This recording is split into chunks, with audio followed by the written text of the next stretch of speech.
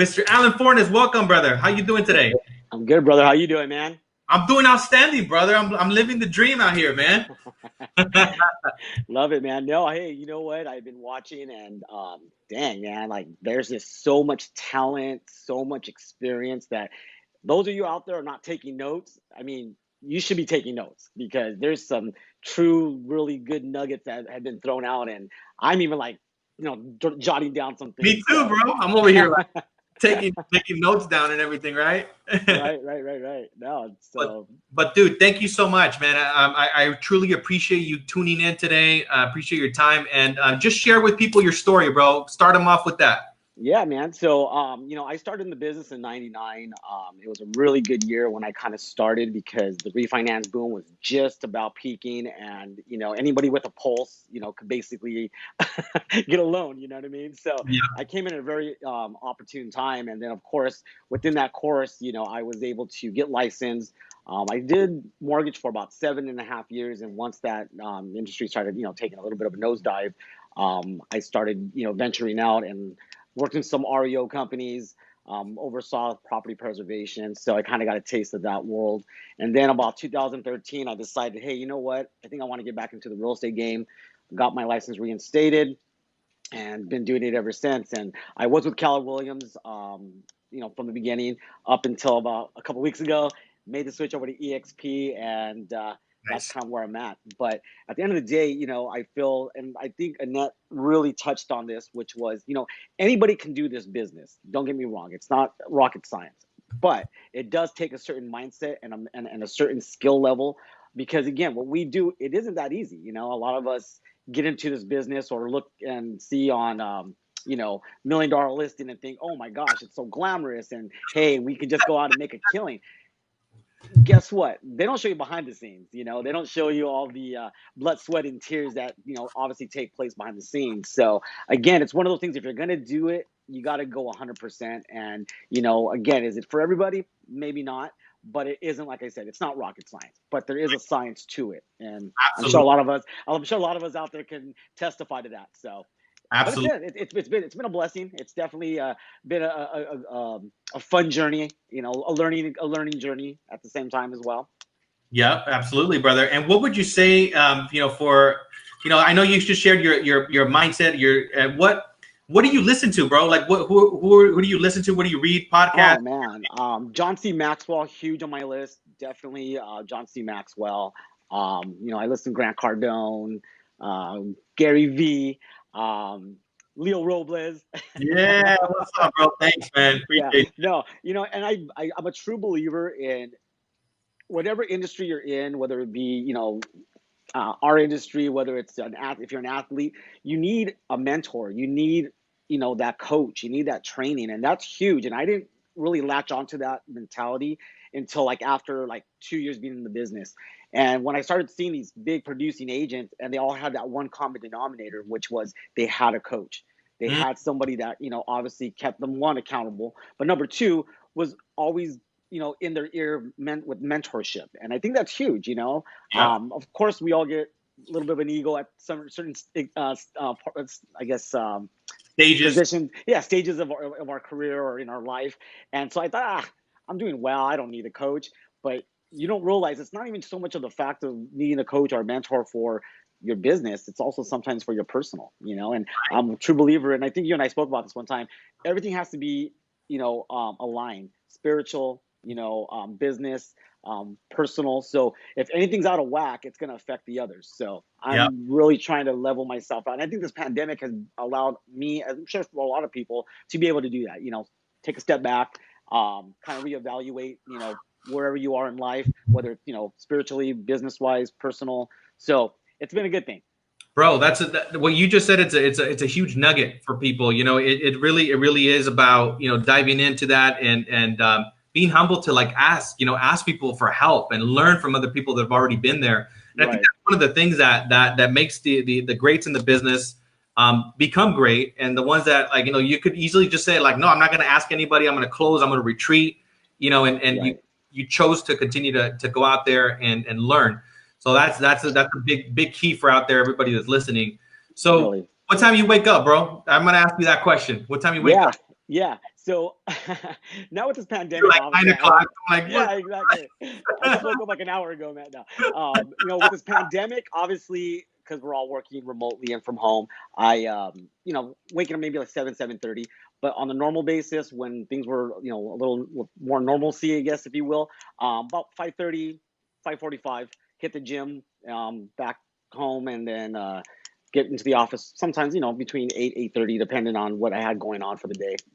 yep. But Awesome, that's bro. typically, and that's another thing, that's something I saw a common denominator with a lot of high producing agents. And then anybody within a sales, I guess, background, they would say, I wake up early and this is what I do. And so again, I think Annette kind of touched on this. We're not trying to reinvent the wheel here. It's like, look at what someone's doing and mimic it, make it your own, obviously. But at the end of the day, it's not like you're trying to reinvent something that hasn't been done. So Absolutely. that's kind of what I started implementing at a very early stage.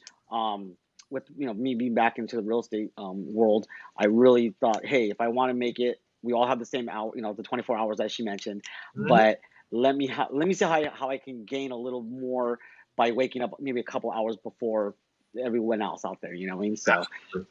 that's Well, definitely going to help. I appreciate that, bro. What would you say is like two, three things that you should be focusing on right now, right? Because obviously there's changes, right? Obviously there's Oh changes yeah. in the industry. What are two, three things that you're doing different right now that people should be paying attention to? Yeah, so I mean, I'm really a heavy prospecting agent, so I've always been on the phones. I wasn't a huge door knocker. Obviously, I put that into the game plan, obviously as a piece of the puzzle, but I've always been a high prospecting phone, with phones. So now what I'm doing is obviously calling still expired and FSBOs because guess what? People are home. And they're willing to talk right now. Sometimes you got to cut them off and like, hey man, I got to go. It's getting 15, 20 minutes. I got to go now. But no, they're That's, definitely a little bit. What's that? what is your experience on the phones? Like, tell people about that when you're calling people. Like, how are the conversations? Now, like again, they're more willing to talk, because their situation has changed. Mind you, a lot of people because of this pandemic have lost jobs. At the end of the day, there's so much, I guess, as far as buyers are concerned, I could say the buyer pool has really grown, but the inventory is low. Right. So, you're having these conversations with these people and letting them know, like, listen, if you're in this position, I have a way to helping you. And I think, coming, kind of going back to the beginning of what I was trying to say was that because the pandemic has kind of put a different dynamic in our industry, it's really given us the ability to come and now show, like, look, we're here to help. And I think coming from contribution, opposed to just like, hey, give me your listing, it's really put us in a position now where we can show, like, look, we truly care. And the conversation that I'm having right now, when this first kind of all started, the conversations weren't even about real estate. It was me just reaching out to my sphere and just like, hey, what can I do to help? I have a ton of resources at my disposal. If you're looking for a job, send me your resume. I can send it out for you. Or, hey, how are you guys doing with groceries? Sending out, I sent out a few gift cards, for $100 to some past clients, and they were so grateful with that. Wow. And Wow. it's just those little things that go a long way because Bro, send again, me one. Send me one too. oh, you got it, man. I love that, So bro. Yeah. yeah. So, I always believe in, you always want to work and have a mindset and will come from abundance rather than scarcity. Hmm. And, I think one of those, I'm really big with quotes, and I think I mentioned this to you a couple days ago, where it's like, I started like with Wayne Gretzky says, don't play where the puck is, play where it's going to be. And that's kind of where I've taken my business, where I'm trying to see where the business is going and trying to be there, rather than try to like chase after it when it's too late. Yeah, So, huge, bro. That's huge. yeah, That's a huge nugget. I hope everybody took account of that. It's like, yeah, focus of where it's at. There's a little book that's called "Who Moved My Cheese." That I always oh yeah, pivot to a small read. Kind of articulates what that quote is. It's just like you got to pay attention to where everything is going. right, definitely, for Yes, sir. sure, for So sure. another thing, like what it you I always see you, bro, so positive, so energetic. You're always out and about. You're always making things happen. Like what keeps your attitude the way it is? Like what drives you? What's your why? My why, I don't want to be broke, man. Yes, No, sir. and I'm gonna be real, man. Like everyone out there says, "Oh, it's not about the money. It's not about the money," and it truly isn't. I'm not gonna say it's all Yeah, about yeah. the money, but we got into this business to do what? Make To money. have a better, to make money and have a better life. Hmm. At the end of the day. So coming from where there was times where before I got into real estate, yeah, you're constantly worrying about where you're going to get the money to pay for bills, where is the next, how's the next check going to look, you know what I mean? So obviously that's my big why, you know what I mean? And again, for me, it's not so much of like, hey, that's the focal point. For me, it's more of, again, of course, trying to help others, and being compensated is the end result. But Right. again, I feel, don't chase the money. The money's always going to be there. But at the end of the day, man, like I said, we all got into this business to obviously, create a better life for ourselves, for our families. Yeah, And and so, it's energy. you Money. I mean, I think it's a.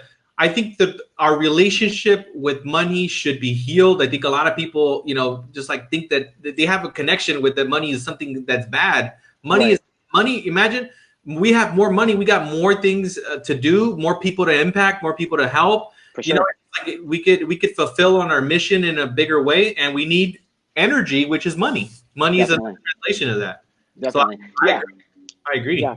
Yeah. No, like I said, money definitely is something that I feel, depending on how it's used, can be used for good, it can be used for bad, obviously. But for me, at least, I feel that I've been blessed enough to where I can now bless others, and obviously that's the main goal, and the big why. Got it. What is something that you wish somebody would have told you early on in the business? I wish. Oh man, that's a good question, because there's Right. a lot of them. I think for me, probably would have been to get a coach right away. I think I did a lot of, of course, trial and error. Trial and error was huge for me in the beginning, because I didn't have that mentorship or coach.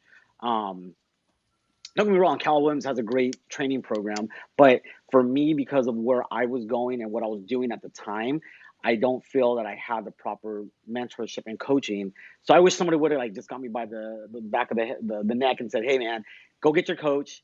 And I think I would have probably excelled a lot quicker Mm, if I would have got that coach right away. But at the end of the day, like I said, it was all trial and error. And so, I didn't do bad my first year. I think I mentioned to you the other day too. I was rookie of the year.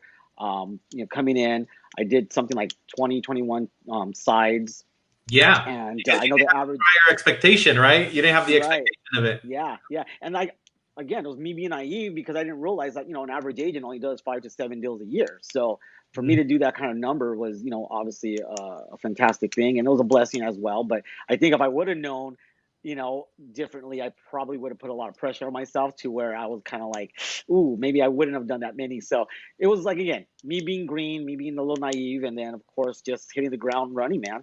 I love that. That's I love really what that. it boiled down to. What would you like? I was thinking of another question to ask you because it just came to me right now. It was about what are you gonna like? Yeah, what's your vision for the next 5 years, bro? What's your vision? Like, what are you creating? Yeah, so now that I made the move, for those of you who don't know, or for those of you who do know, I came to EXP just got about a week or two ago, and so for me, obviously, it's to build the team. Right now, I have three on the team. Hoping to make that a little bit bigger within the next couple of years. But at the end of the day, for me, I just don't see myself grinding it out the way I have been for the last, say, 7.5 years.